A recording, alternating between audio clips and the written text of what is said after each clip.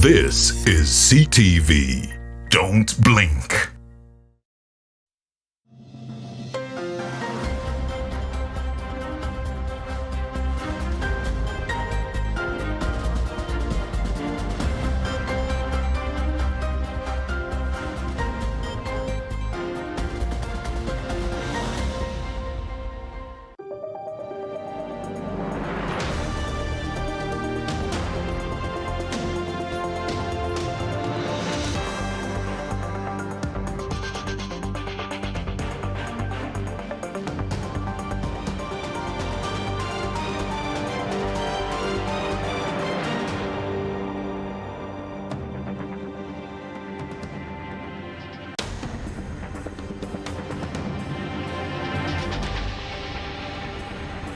In the news tonight, if there will be court processes, we will engage in those and make sure that we... Kenyan President-elect William Ruto, whose win is likely to be challenged by Raila Odinga, says he is ready to defend it in courts of law. So at the time she became CEO, she only had a bachelor's degree. MPs on Kosase have learned that highly paid Uganda Airlines CEO did not meet the academic qualifications for the job. It stops and then it doesn't multiply to affect you. Researchers at the Joint Clinical Research Center are hopeful that an injectable drug could become the drug of choice for HIV patients. And in sports, Uganda will host the Continental Motocross Showpiece at the Victoria Racetrack in Garuga.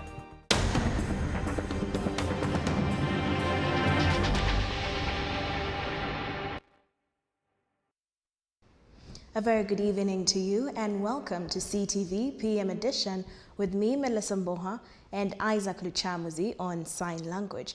In our top story tonight, just a day after Azimio la Umoja candidate Raila Odinga vowed to constitutionally challenge the outcome of last week's presidential elections, William Ruto, the Kenya Kwanza candidate who was declared winner, says he is ready to defend his win in courts of law. Ruto was speaking to a group of newly elected politicians who contested on the ticket of the Kenya Kwanza Alliance at his current home in Nairobi City. Take a look. Ruto says he respects the rule of law, adding that, much as he's focusing on creating a new government, he's equally ready to defend his victory in court. He asked all leaders who have been elected not to celebrate but to mind about their plan to deliver what they promised voters. Us to know that the expectations of the people of Kenya are huge, and therefore we do not have the luxury of wasting any time. I want to urge you, all of us, we need all hands on deck, and we don't have time to waste.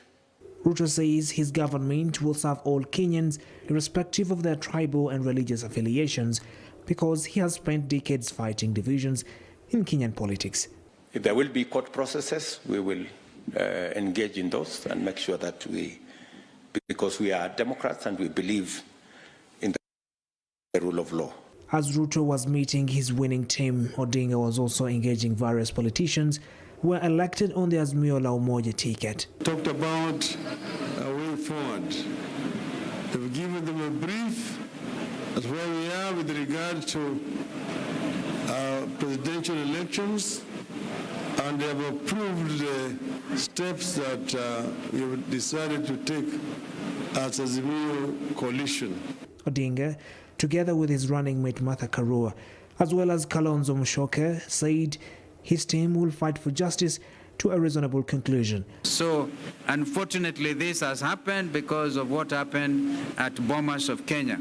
And therefore, that process, the legal process continues, the political process also continues.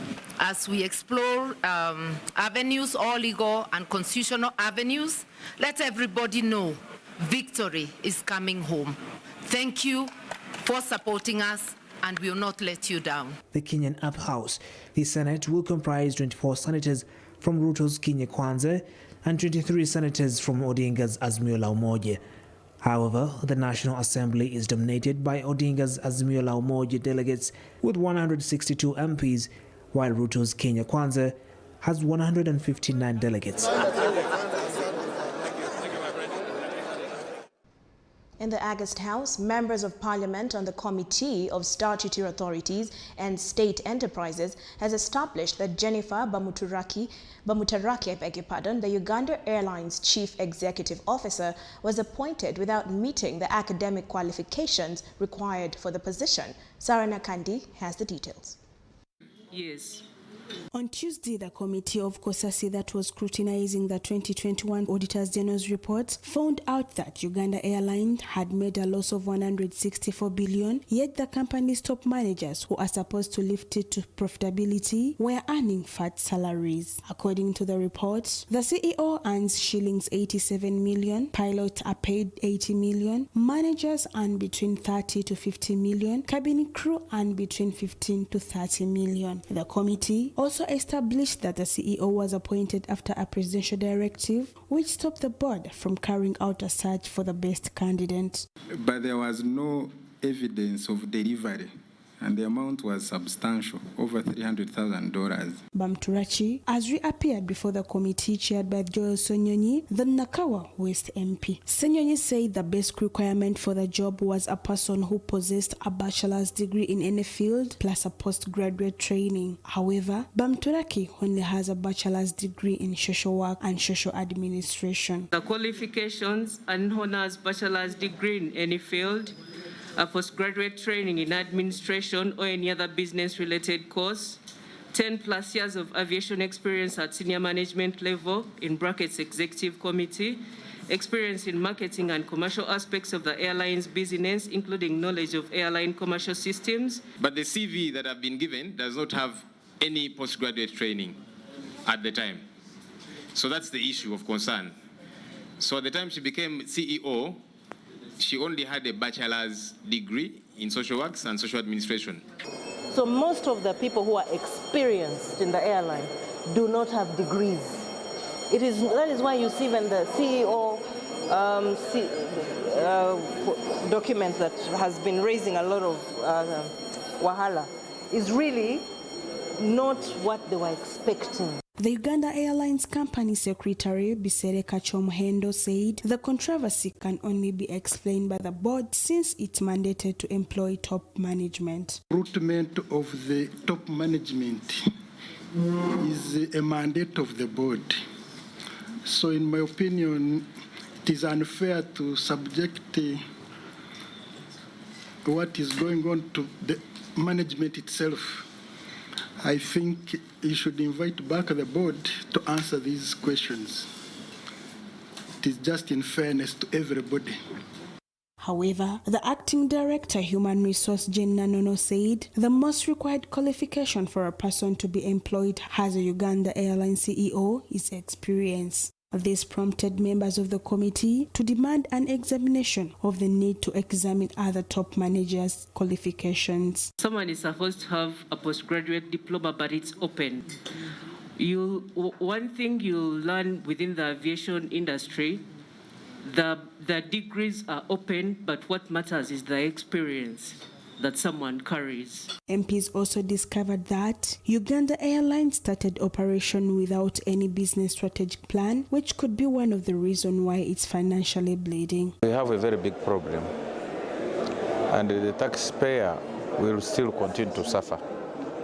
Because the people who are working in the office, they are even comfortable that making losses is a normal thing. And it's not making losses today or tomorrow, but continuous. For the last 3 years, they have been making losses to the extent that the projected loss for this financial year, 2021-2022, is most likely to be around 300 billion. We talk about losses. What are the losses? When you break them down, only 19% of those losses are wage bill. And as looking at the wages that were circulated yesterday, truly false. That's not what we earn. Sarah Nakandi for CTV PM Edition. Still in the August House, members of Parliament on the Committee of the National Economy have hinted at not approving any government loans should they fail to account for over 140 existing loans. The MPs are faulting government on borrowing before planning how the projects for which the loans are required would be implemented. Ramson Muhire has the details. The legislators on the National Economic Committee were meeting Matia Kasaija, the Minister of Finance, Planning and Economic Development. Top on the agenda was the scrutiny of the existing government loans. Several government loans have reportedly been pending since 2016 without government releasing money for the execution of the projects. Among the unfinished projects is the National Palm Oil Project in Buvuma Island.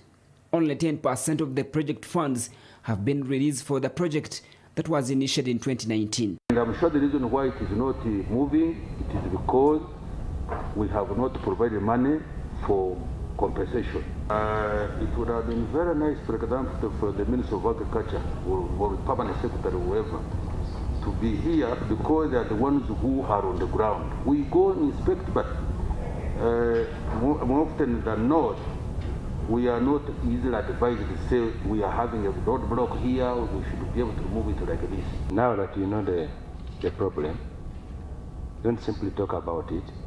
What remedy probably have you recently say that this is what we are going to do?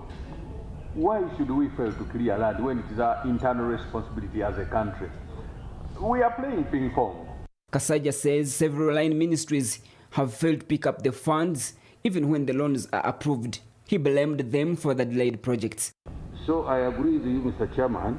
Partly the mistake is on our side, but also, of course, the sector. Because the sector should be making noise every time we are going in for budgeting, say please, please. But at times some sectors keep quiet. When you are acquiring the loan, it is a component of counterpart funding. It is not the MDA that does counterpart funding, it is Ministry of Finance.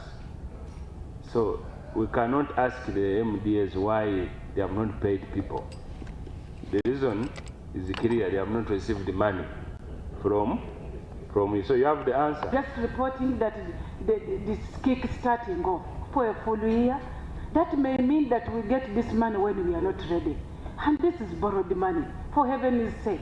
Why should we borrow when we are not ready?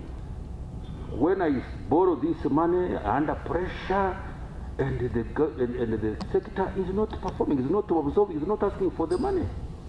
Very, very, very, very, very, very, very demoralizing. MPs have threatened not to approve any more government loans until an accountability of the prevailing loans is done.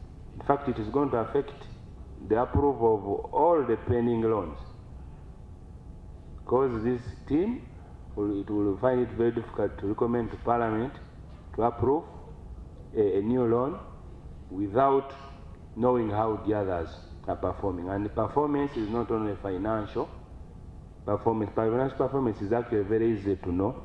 They have resolved to engage the finance minister and the line ministries to get a clear stand on unexecuted projects in various sectors.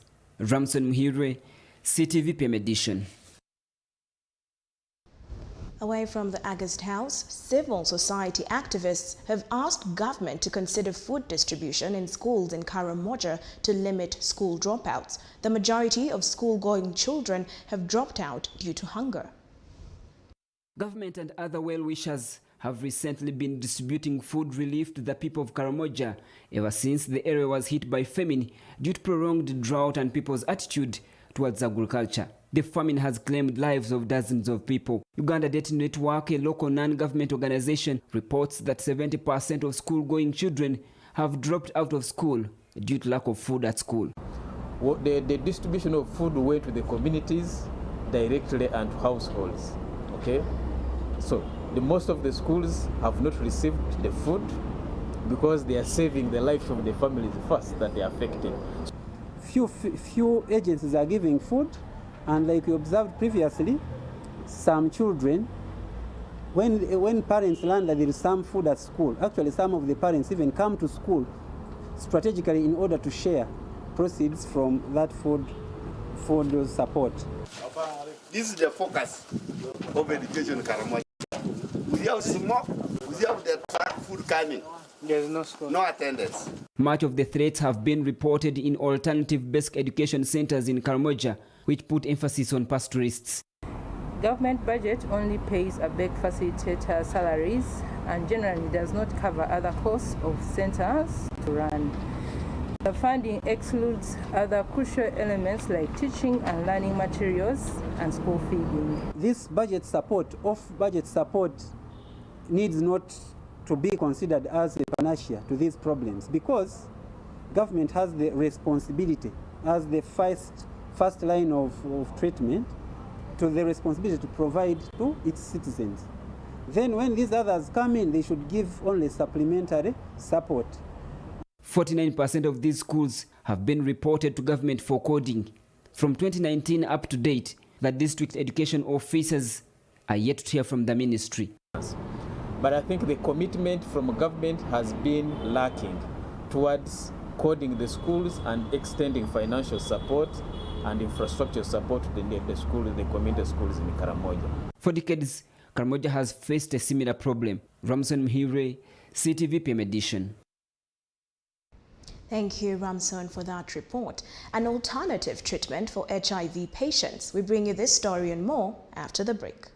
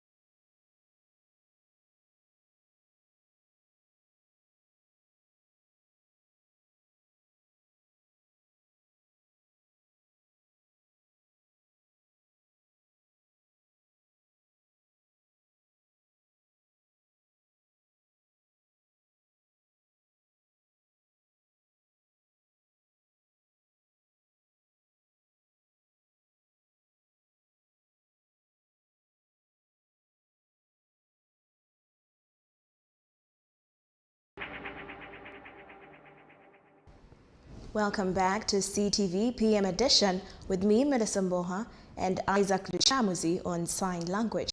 Switching to matters health, researchers at Joint Clinical Research Center are hopeful that cabotegravir could become the drug of choice for use as PrEP instead of the current Truvada, an oral pill that must be taken daily by patients. The research center is studying a combination injection to see whether they are effective in suppressing the virus and controlling opportunistic infections. Take a look.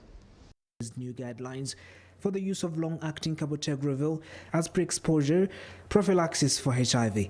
The injection, which has been used to slow down the destruction of the immune system, has been engineered to stay in the body for at least 2 months, during which period it suppresses the virus and stops it from reproducing. Dr. Joshua Iga, a researcher, says the study is scheduled to last for a year. Will check the drug's effect on organs such as the liver, the kidney, compared to the existing oral HIV drugs that sometimes make patients develop complications in the long run. It's among a class of drugs we call integrase strand transfer inhibitors. And these will stop the HIV from replicating from within your body by stopping or inhibiting activity of that enzyme. So once the activity is inhibited, replication of the virus is stopped and then it doesn't multiply to affect you. He said the study is continuously recruiting participants, but specific findings on each participant will be established after 1 year. However, while studies of using injections as treatment for HIV are still ongoing in and out of Uganda, Charles Brown, a HIV activist and executive director of Preventive Care International, says this process needs to be expedited to allow people to have choices for prevention. The government have tried to decentralize the program to all the government facilities, but it can be hard for it to be available in private facilities like clinics. And in addition to expanding it, it is also available in profit and in private not-for-profit organizations. For example, I run an organization, but my office in Chenjoja and Chegegwa, we are offering PrEP because we access it for free and then we pass it on to people for free. So there's been that spread. Currently, Truvada, an oral pill, is the drug being used by HIV-negative individuals to reduce their risk of infection in case of exposure to HIV. Safi Mokili Baluku and Shamim Natewa for CTV PM Edition. Salim Uhuru, the Kampala Central Mayor, says street children who were picked from Kampala streets and transported to Napak last month will also benefit from government projects like the Parish Development Model. Uhuru says such programs will enable the children and their families to engage in gainful activities which will stop them from looking for survival on the streets. The details.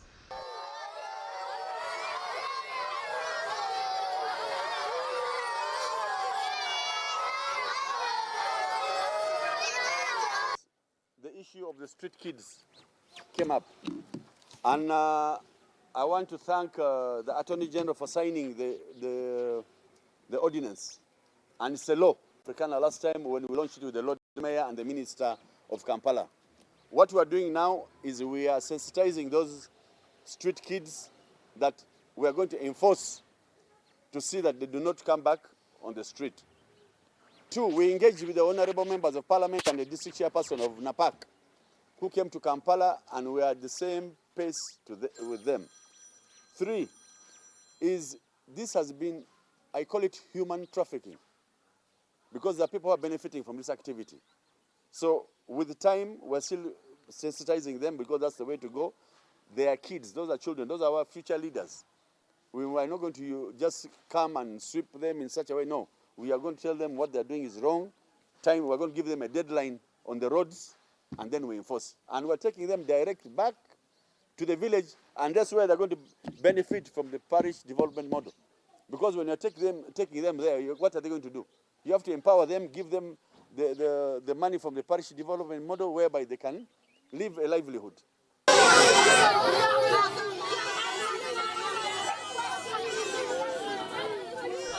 In the regional news, 3 firefighters have died as they battled a forest blaze in Morocco, while the United Kingdom is to cut import taxes on hundreds of products from some of the world's developing countries to boost trade links. Take a look.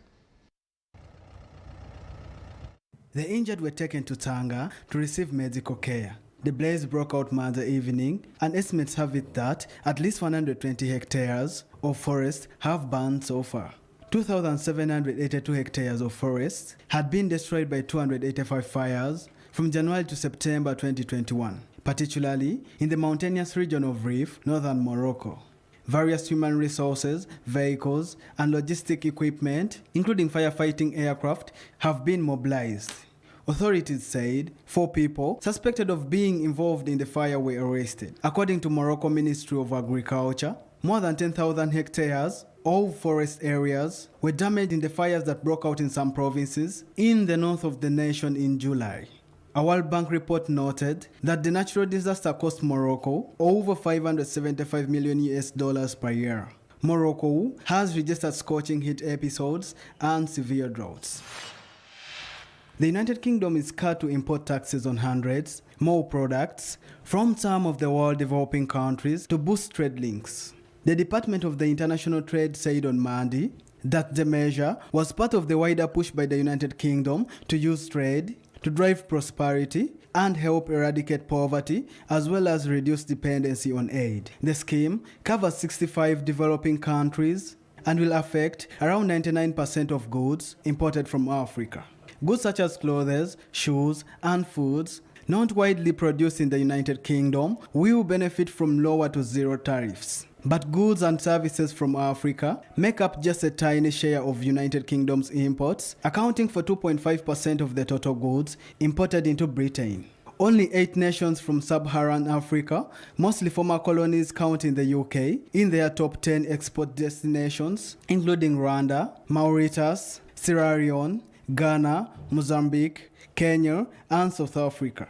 Britain has been long criticized for undervaluing trade with Africa. The amount of products Britain sends to Africa isn't just small, it's also shrinking. The Developing Countries Trading Scheme comes into force in January and builds on a scheme the UK was first part of while a member of the European Union. On the international scene, 10 passengers were hurt and 3 seriously injured when they tried to escape a train that became caught up in a sweeping wildfire in the northwest of Valencia in eastern Spain. Here is more.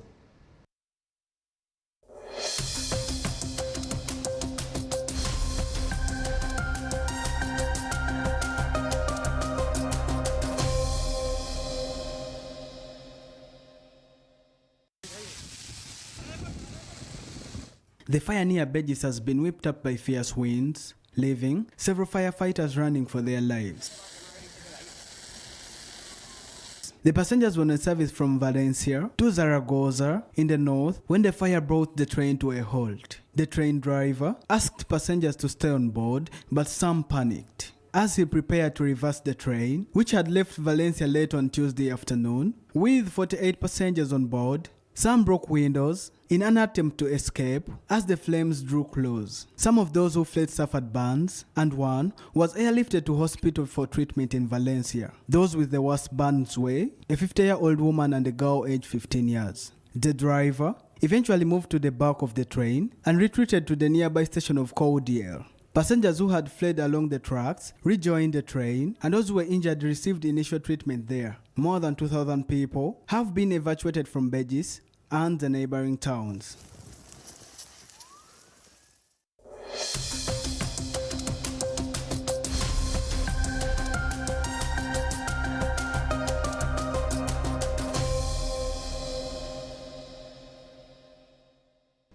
We return shortly with more news from the world of sports.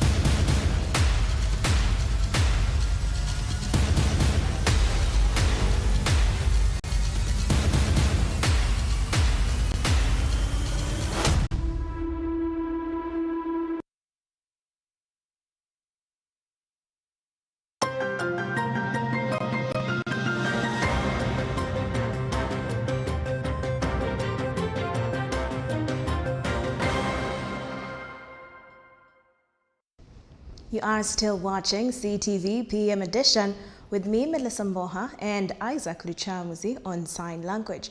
In the world of sports, the 2022 FIM Motocross of African Nations Championship has been launched. Uganda will be hosting the Continental Motocross Showpiece at the Victoria Racetrack in Garuga. The details. The 2022 FIM Africa Motocross of African Nations Championship was launched today morning at Commonwealth Peak Resort Hotel, Munyonyo, in conjunction with the Federation of Motorsport Clubs of Uganda. The interview opportunity, Mr. Selgo, over to you. The ceremony was presided over by the new State Minister for Sports, Honorable Peter Ogwang. This afternoon, around 4 p.m., I'll be officially handed the office. But I am here because this is a continental matter. It's not a home matter. So where we are visiting brothers and sisters from the African continent, as government, we take it as a priority. So I want to first begin by commending the President for that. I thank all of you for taking time to attend this function. Today as a country, we are proud to be chosen from all other African countries to host this wonderful event. The competition is attracting riders from Kenya, South Africa, Zambia, Zimbabwe, Congo, Morocco, Botswana, and hosts Uganda. Its magnitude is what excites Federation of Motorsports Uganda President Diplo Paredia.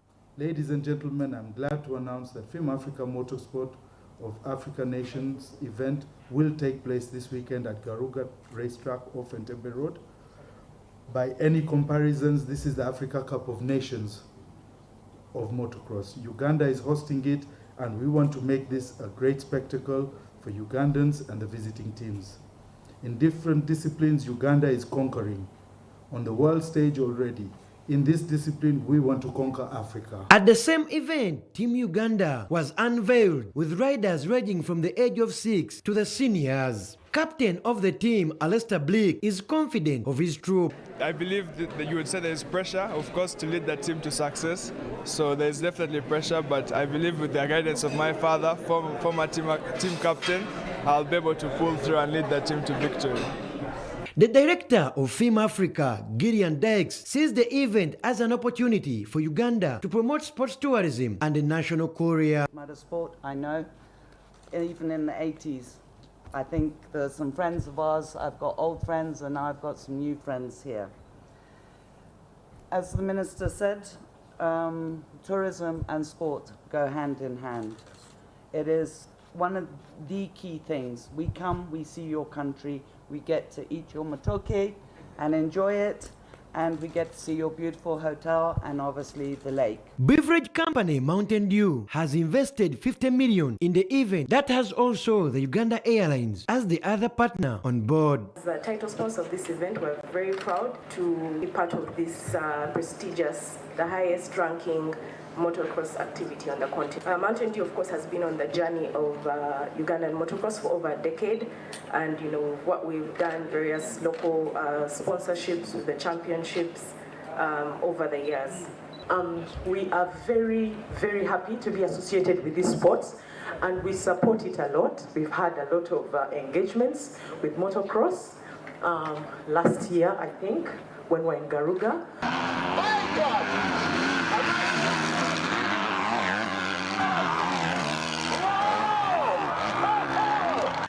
Ahead of the FIM Africa Motocross Championship here in Kampala at Garuga, the championship has been launched at Peak Resort Munyonyo. Ugandan team is ready to compete and rumble. For CTV PM edition, Saika Yasin, Sekalala. Thank you, Saika Yasin. I can see you enjoying that motorbike. Moving on, Uganda Cranes will depart from Ethiopia tomorrow, where they will play 2 friendly games against their hosts on Friday and Sunday ahead of their August 28th fast leg African Nations Championship qualifier against Tanzania. They also have a friendly against Zanzibar lined up. Both developments were confirmed by Cranes head coach Mitchell Shodojovic. Take a look.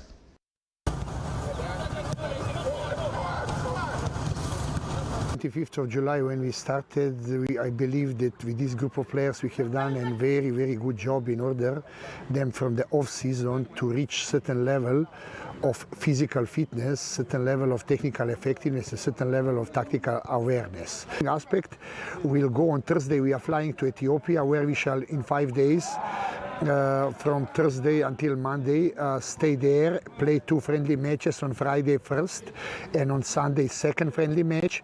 Ethiopia is a team that has only 1 or 2 players out of the country.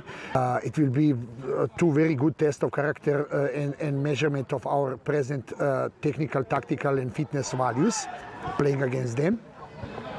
And then on Monday we are going to Zanzibar.